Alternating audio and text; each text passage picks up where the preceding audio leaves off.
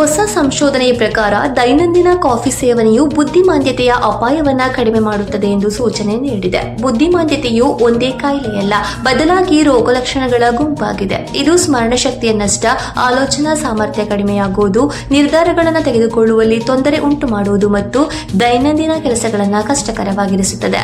ಸಂಶೋಧನೆಯ ಪ್ರಕಾರ ಪ್ರತಿದಿನ ಕನಿಷ್ಠ 1 ಕಪ್ ಕೆಫಿನ್ ಇರುವ ಕಾಫಿ ಸೇವಿಸುವವರಲ್ಲಿ ಅಪಾಯ ಸ್ವಲ್ಪ ಕಡಿಮೆಯಾಗಿದೆ.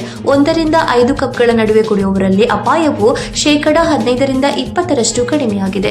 ಆದರೆ ಹೆಚ್ಚು ಕುಡಿಯೋದ್ರಿಂದ ಪ್ರಯೋಜನಗಳು ದ್ವಿಗುಣಗೊಳ್ಳುವುದಿಲ್ಲ. ಒಂದು ನಿರ್ದಿಷ್ಟ ಹಂತವನ್ನ ಮೀರಿ ಹೆಚ್ಚುವರಿ ಪ್ರಯೋಜನಗಳು ನಿಲ್ಲುತ್ತವೆ. ಇದರರ್ಥ ಸಮತೋಲನ ಅತ್ಯಗತ್ಯ. ಕಾಫಿ ಕುಡಿಯೋದ್ರಿಂದ ಬುದ್ಧಿಮಾಂದ್ಯತೆಯ ವಿರುದ್ಧ ಸಂಪೂರ್ಣ ರಕ್ಷಣೆ ದೊರೆಯುವುದಿಲ್ಲ, ಆದರೆ ಇದು ಉತ್ತಮ ಆಹಾರ, ನಿಯಮಿತ ವ್ಯಾಯಾಮ, ನಿದ್ರೆ ಮತ್ತು ಮಾನಸಿಕ ಚಟುವಟಿಕೆಯನ್ನ ಒಳಗೊಂಡಿರುವ ಸಮತೋಲಿತ ಜೀವನ ಶೈಲಿಯ ಜೊತೆಗೆ ಸಹಾಯಕವಾದ ಅಭ್ಯಾಸವಾಗಬಹುದು.